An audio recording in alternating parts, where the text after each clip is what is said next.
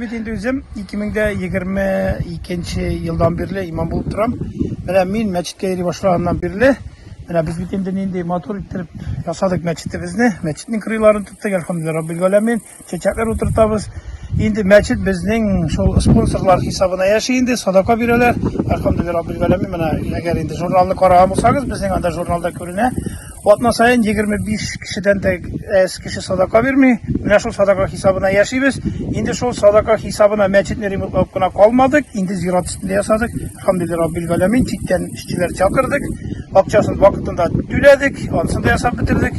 Avulumuzda mine çitten koyducular var. 6-7 yana kiriden ayakka bastı. Elhamdülillah Rabbil Alemin. Şimdi meçitke yürüyüşlerge kelgende biz cumga günlerinde 15-18 kişi bulabız. Endi bunday günlerde 6-7 kişiden de kem bulmuyor.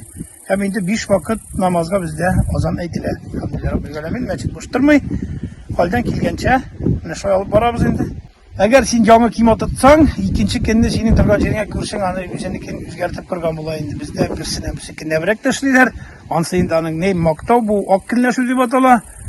Самый главный, міне ne көргенсіздер, bizde şifre başlı yurtlar yok da diyerlik. Bitinisi kolay başlı. Yakşı itirip kimalar koyulgan, kapkalar koyulgan. Elhamdülillah Rabbil Alemin. Izbalar tışlagan degende indi. Yaşlar meselesine kelgende, yaşlar indi şol. Pensiyaga çıkıcılar gına hatta yaşlar koluçularda mana bir Ramil bizning mana bu yana şatra indi meçit bilan yana şagina indi.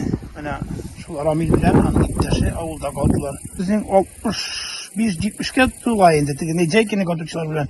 Ya bular endi ne qishni chiqamiz 50-55 yirttir deb. Ko'p merak kishi. 100 ga yaqin. Avul kunlari o'tkazaylik. Bitindi biz avul kunlarin endi hozir meçit yanına jiyilib majlis o'tkazga 2 yildan beri shulay o'tkazdik elhamdülillah Rabbil Alamin. Mana hali bu vatnalarda tag'in endi klubda o'tkazmoqchimiz Peygamberimizning 1000 yilligin, 1000 yilligin ansında endi ne mevlid bayrami o'tkazamiz. Elbette şu o'tkazlaydi, alар bitinisi Halk bergen sadaka hesabına indi.